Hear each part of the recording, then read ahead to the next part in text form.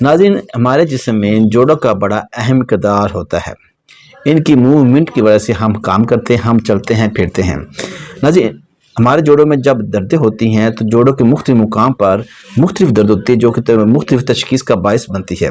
مثلا ہمارے پورے جسم کے جوڑوں کے اندر درد ہو تو اس کو وجر مفاصل بڑے جوڑوں کا درد کہا جاتا ہے۔ ہمارے صرف ہاتھ اور پاؤں کے اندر درد ہو تو اس کو نقرس چھوٹے جوڑوں کا درد کہا جاتا ہے۔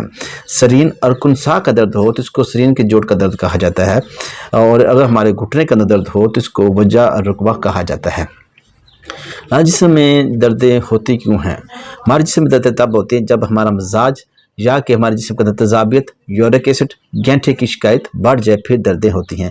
یہ گینٹھے یا یورک ایسڈ کیوں بڑھتا ہے؟ ایسے لوگ جو بادی چیزیں زیادہ استعمال کرتے ہیں، بادی ماحول میں رہتے ہیں، یا جن کا معدے کا پرابلم، نظام سست ہو چکا ہو، گیس اور قبض کے مسائل ہو، یا جن کو سوزاک ہو، آتشی ہو، ان کے جسم میں شدید دردیں ہوتی ہیں۔